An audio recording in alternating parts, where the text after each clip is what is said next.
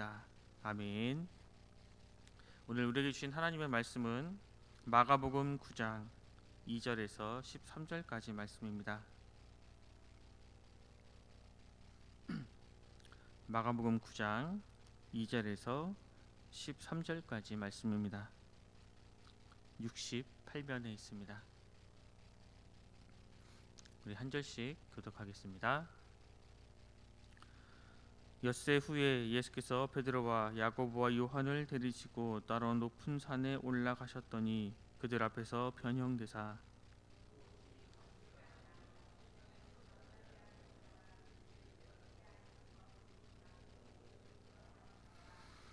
이에 엘리야가 모세와 함께 그들에게 나타나 예수와 더불어 말하거늘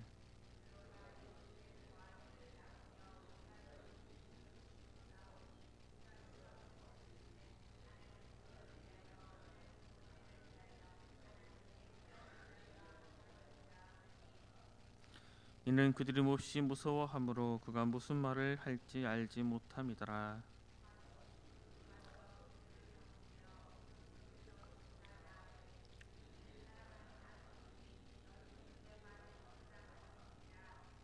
문득 둘러보니 아무도 보이지 아니하고 오직 예수와 자기들 뿐이었더라.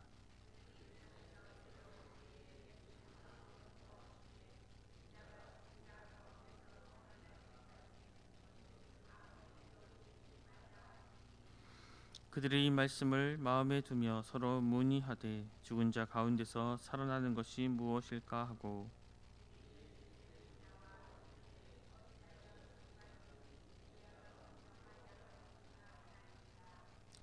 이르시되 엘리야가 과연 먼저 와서 모든 것을 회복하거니와 어찌 인자에 대하여 기록하기를 많은 고난을 받고 멸시를 당하리라 하였느냐.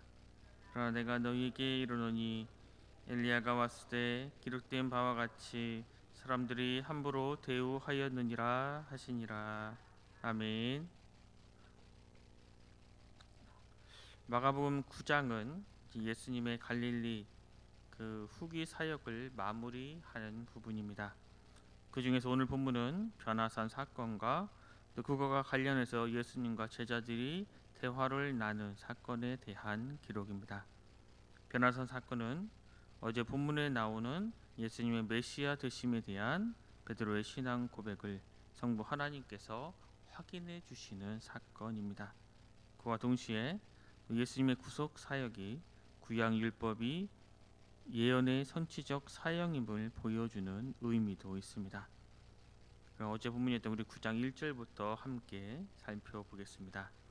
예수님 함께는 제자들을 향해서 제자도에 대해서 언급하신 후에 제자는 이렇게 살아야 한다, 고난을 받아야 한다 라고 언급하신 이후에 함께한 사람들 중 일부는 죽기 전에 능력으로 오는 하나님의 나라를 맛볼 것이다 라고 약속을 해주십니다. 1절 말씀에 보면 또 그들에게 이르시되 내가 진실로 너희에게 이르노니 여기 서 있는 사람 중에는 죽기 전에 하나님 나라가 권능으로 임하는 것을 볼 자들도 있느니라 하시니라 라고 약속을 해 주셨습니다. 8장 후반부부터 언급되었던 제자도 주님께서 십자가를 지고 죽음도 불사하고 걷는 고난의 길이다 라고 말씀하셨지만 9장 1절의 이 말씀을 통해서 그 고난이 영원히 계속되지는 않을 것이다 라고 소망의 메시지를 더하시면서 제자도에 대한 가르침을 마무리하셨습니다. 이는 예수님께서 3일 만에 다시 살아날 것과 그분이 아버지의 영광으로 거룩한 천사들과 함께 오심으로 십자가의 수치 또 그로부터 오는 고난을 제거할 것이다. 이제 그런 것들은 없어질 것이다 라는 소망의 메시지였습니다. 이런 미래적 소망을 약속하시며 가르침을 마치신 우리 주님께서는 제자들 중 일부만을 데리고 산에 오르셨습니다. 본문 2절 3절 말씀을 함께 읽겠습니다. 본문 2절 3절 말씀입니다. 엿새 후에 예수께서 베드로와 야고보와 요한을 데리시고 따로 높은 산에 올라가셨더니 그들 앞에서 변형되사 그 옷이 광채가 나며 세상에서 빨래하는 자가 그렇게 희게 할 수 없을 만큼 매우 희어졌더라. 마가복음에는 시간이나 날짜를 상세하게 말하는 경우를 찾기가 어렵습니다. 그런데 오늘 본문은 엿새 후에라는 표현으로 시간을 아주 상세하게 표현했습니다. 그래서 이 9장의 본문이 이 전의 본문과 연결되어 있다라는 사실을 우리들에게 알려주고 있습니다. 제자도에 대한 우리 예수님의 가르침과 인자의 고난에 대한 선언으로 말미암아 지금 제자들은 고민에 빠져 있습니다. 의심에 빠져 있습니다. 그렇게 의심과 고민에 빠져 있던 제자들에게 변화하신 예수님의 그 모습은 예수님을 메시아로 확신하는 새로운 계기로 제시되었습니다.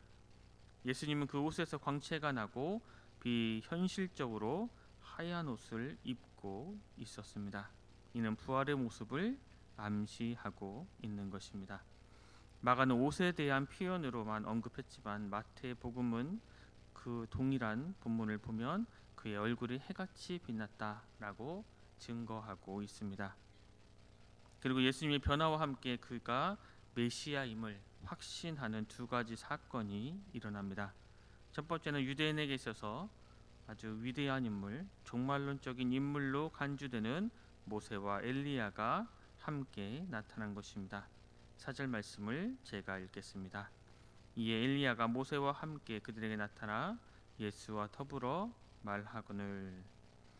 그들이 종말론적인 인물로 간주되었던 것은, 그러니까 엘리야와 모세가 종말론적인 인물로 간주되었던 것은 백성들 가운데는 이스라엘의 첫 번째 구원자 출애굽을 했던 그 모세와 같은 선지자가 이제 나타나 이스라엘을 구원해 줄 것이다 라는 기대가 있었기 때문이고, 또 엘리야는 마지막 때 곧 이스라엘에 대한 하나님의 궁극적인 구속의 때에 등장하는 것으로 이스라엘 사람들은 이해했습니다.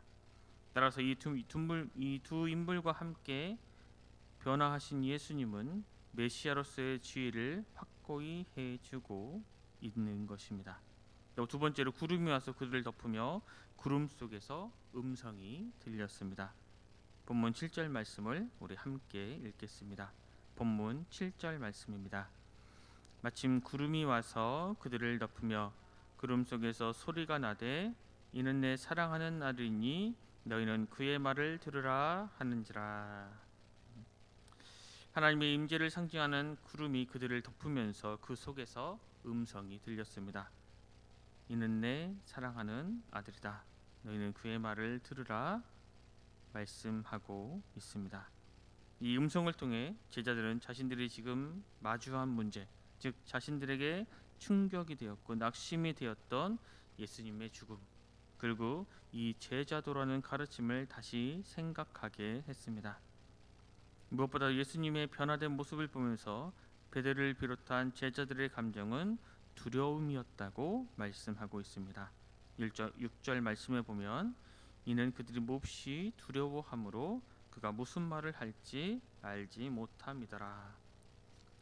엘리야와 모세, 예수님은 서로 어떤 대화를 나누었는지에 대해서 구체적으로 언급하지 않습니다. 대신 변화된 예수님의 모습에만 초점을 맞춰 마가는 기록했습니다. 그리고 그러한 마가는 베드로가 초막 셋을 짓겠다라고 하는 어찌 보면 이상한 소리, 허튼 소리와 그의 감정이 두려움이었다고 좀 상세하게 기록하고 있었습니다. 그가 빠져있던 두려움, 그것은 바로 구름 속에서 나타난 하나님 때문이었습니다. 그리고 하나님은 엘리야와 모세를 물리치시고 그 자리에 예수님과 제자들만 남게 하셨습니다.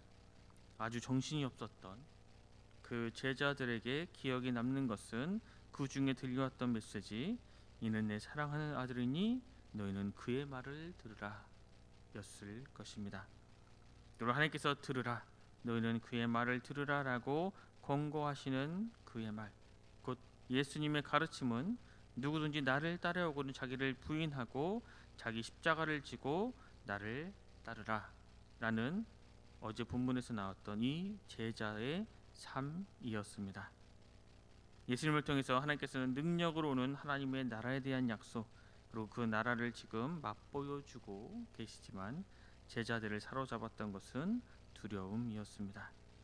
그리고 두려움에 빠져 있던 그들을 하나님은 찾아오셨고 그들에게 십자가를 지는 그 제자도의 삶을 언급한 내 아들 곧 예수 그리스도의 그 말을 들으라라고 말씀하십니다. 우리 또한 삶의 자리에서 두려움에 떨고 있을 때가 많이 있습니다.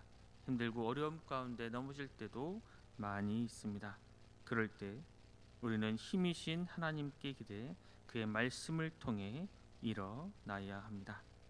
그리고 계속해서 그 제자의 삶을 걷기 위해 우리의 힘이 되신, 우리의 전부가 되신, 우리의 모든 것이 되시는 하나님 여호와 하나님의 말씀을 청정하고 그 말씀을 삶의 기준으로 삼아 살아야 함을 우리는 기억하며 그렇게 살아가야 하겠다 다짐하는 삶을 또 살아가야 할 것입니다. 예수께서 이렇게 변화하신 이후 산에서 내려오실 때에 예수께서는 그들에게 경고하십니다. 본문 9절 말씀에 보면 그들이 산에서 내려올 때에 예수께서 경고하시되 인자가 죽은 자 가운데서 살아날 때까지는 본 것을 아무에게도 이르지 말라 하시니 라고 말씀하십니다. 예수님은 제 명의 제자들에게 인자가 죽은 자 가운데서 부활할 때까지는 지금 보고 들은 것에 대해서 침묵하라 라고 말씀하셨습니다. 지금 주님께서는 제자들에게 이제 그들의 가르침을 하나님의 나라에 대해서 예수님의 고난에 대해서 또 예수님의 그 부활에 대해서 한 조각 한 조각 가르침을 주고 계셨습니다. 그러기에 예수님께서는 그러한 비밀스러운 그 조각들이 모여 퍼즐이 완성되기까지는 지금의 이런 것들을 침묵해라 라고 말씀하셨습니다. 변화산의 사건도 권능으로 임하는 하나님의 나라에 대한 하나의 조각뿐이었을 뿐 아직 종점까지 도달하는 데에는 아직 많은 날이 많은 임무가 남아 있었기 때문입니다. 제자들은 그렇게 이 사건에 대해서 침묵해라 라는 주님의 명령에 순종합니다. 다만 그들에게 질문이 있었습니다. 죽은 자 가운데서 살아나는 것에 대한 의문이었습니다. 죽은 자 가운데서 살아난다. 이것은 부활을 의미하는데 유대인들에게도 부활에 대한 이해가 있었습니다. 1세기 유대인들의 신앙에 포함되어 있었고 이를 그때 당시의 왕이었던 헤롯도 알고 있었습니다. 따라서 그들이 묻는 것은 마지막 때 일어나는 부활이 아니라 지금 인자의 부활에 관한 것이었습니다. 다시 말해 인자가 고난을 당하는 것에 대한 가르침을 아직 그들은 이해하지 못하고 있었습니다. 그래서 그들은 지금까지 예수님께서 가르쳐 주셨던 질문이 아니라 서기관들의 가르침에 귀를 기울이면서 예수님께 질문을 했습니다. 12절 말씀에 보면 이에 예수께 묻자와 이르되 어찌하여 서기관들이 엘리야가 먼저 와야 하리라 하나이까. 이는 말라기를 근거로 해서 해석한 서기관들의 권위에 기대어 묻는 질문이었습니다. 제자들은 서기관들의 가르침에 따라서 여호와의 크고 두려운 날이 이르러 메시아가 다스리는 나라를 출발하기에 앞서 먼저 엘리야가 와야 한다고 생각을 했습니다. 그들은 메시아가 통치하는 나라가 도래하기 위해서는 엘리야가 먼저 와야 한다고 생각했습니다. 그래서 그들은 엘리야가 오는 것과 예수님이 말씀하시는 메시아의 죽음과 부활이 모두 필요하다라는 것이 이해가 되지 않았습니다. 혼란스러워하는 제자를 향해 예수님께서는 이렇게 말씀하십니다.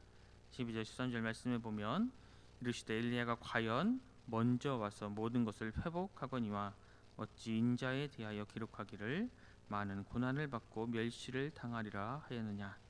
그러나 내가 너희에게 이르노니 엘리야가 왔을 때 기록된 바와 같이 사람들이 함부로 대우하였느니라 하시니라. 먼저 우리 주님께서는 엘리야에 대한 그들의 잘못된 기대와 편견에 대해서 언급하셨습니다. 또 그들이 생각했던 엘리야가 와서 모든 것을 회복하는데 왜 성경의 말씀들은 구약의 말씀들은 왜 인자가 고난을 당하고 거절을 당해야 한다고도 기록되어 있는가를 다시 반문하십니다. 이 말씀은 이 구약의 말씀들은 메시아 왕국의 도래와 엘리야의 등장을 반드시 필요한 것으로 언급하지 않는다는 의미입니다. 그러나 이 시대가 완고한 마음으로 말씀에 대해서 잘못된 해석을 하고 있다. 자신들의 생각에 따라서만 편협한 해석을 하고 있다라고 지적하고 계십니다. 그리고 이어 엘리야는 이미 왔다라고 언급하셨습니다. 사실 마가복음의 저자인 마가는 이 마가복음을 처음 시작하면서 엘리야와 같은 선상의 한 사람을 소개하고 있습니다. 1장 6절에 보면 요한은 낙타털 옷을 입고 허리에 가죽띠를 띠고 메뚜기와 석청을 먹더라 말씀합니다. 이는 열왕기하 1장 8절에 엘리야의 복장에 대한 묘사와 아주 유사합니다. 예수님은 엘리야가 세례 요한이었음을 소개합니다. 그토록 기다리던 유대 백성들이 그토록 기다리던 엘리야가 세례 요한이었지만 서기관들이나 수많은 유대인들도 그가 이미 왔음을 몰랐고 그토록 기다렸던 그를 함부로 대하고 결국 죽게 내버려 두었습니다. 그들이 말하는 엘리야, 요한을 원한에 의해 감옥에 갇히게 했고 번독으로 인해서 죽음을 당하게 했습니다. 그리고 그 운명과 다르지 않게 우리 주님의 운명까지도 그러할 것이다 라고 우리 예수님께서는 제자들에게 언급을 하셨습니다. 진정한 메시아의 모습은 단순히 영광스러운 미래를 여는 분이 아니라 진정한 영광을 위해서 먼저 고난을 당하고 십자가의 처참한 죽음이 있어야 한다라는 점을 분명히 말씀하고 계시지만 제자들은 여전히 서기관들의 가르침에 사로잡혀 예수님의 가르침을 온전히 깨닫지 못하고 혼란스러워만 하고 있습니다. 하나님의 말씀을 해석함에 있어서 나의 기대, 나의 편관, 또 내가 지금까지 했던 신앙적인 관심이나 경험으로 그 말씀을 가까이 하면 안 된다는 것을 다시 한번 깨닫게 됩니다. 거룩하신 하나님의 말씀을 지키며 살아가기 위해서 그의 말씀을 묵상하고 주의 깊게 또 묵상하며 즐거워하고 잊지 않기 위해서는 나의 기대, 나의 편견, 나의 신앙적인 관습으로 그것을 바라보는 것이 아니라 바로 성령님의 조명하심이 우리에게 필요한 것입니다.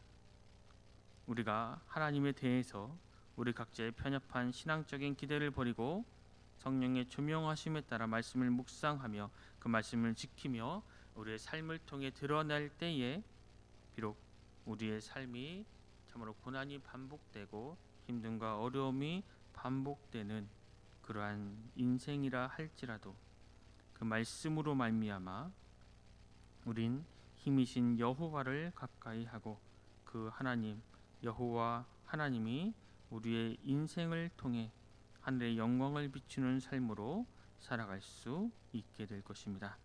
우리 순천을교회 모든 성도님들은 이렇게 성령님의 조명하심에 따라 말씀을 묵상하고 지키며 살아가고 또 그렇게 함으로 살아계신 하나님을 온전히 믿고 의지하며 그 하나님으로 말미암아 이 세상에서 승리하며 살아가는 순천교회 모든 성도님들 되시길 간절히 소망합니다.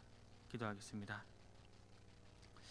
하나님, 오늘도 우리에게 새로운 하나를 주시고 주님의 말씀을 듣고 묵상하며 하루를 시작하게 하시니 감사합니다. 주님, 하나님의 나라가 도래함을 보면서 그것에 기대를 가지고 소망을 가지고 기뻐했던 것이 아닌 두려움에 빠져있던 우리의 모습이 있다면 말씀으로 함께 하시며 또 우리의 힘이 되어주시는 살아계신 하나님의 음성에 귀를 기울일 수 있는 용기와 믿음을 허락하여 주시옵소서. 또 우리의 편협한 그러한 신앙적 기대에 사로잡혀 하나님의 약속을 우리의 생각에 우리의 삶에 끼워 맞추려는 욕심이 우리에게 있다면 이제 우리의 편협한 신앙으로 보았던 그러한 모든 것들을 내려놓고 정말로 그 모든 것들을 우리에게 주신 우리에게 허락하신 하나님께 기대어 살아갈 온전한 믿음을 허락하여 주시옵소서. 하나님의 일깨워 주심의 은혜가 우리의 삶에 항상 있음을 기억하게 하여 주시고 우리의 삶을 모두 주님께 맡기며 살아가게 하여 주시옵소서. 이렇게 하나님의 말씀으로 말미암아 살아가게 하시고 하나님의 말씀을 우리의 삶의 기준으로 삼아 살아감으로 우리의 삶을 통해 하나님의 나라가 세워져 가며 또 하나님의 복음의 능력이 전파되는 그러한 놀라운 역사를 주님 이루어 가 주시옵소서. 모두가 감사드리며 귀하신 예수 그리스도 이름으로 간절히 기도드립니다. 아멘.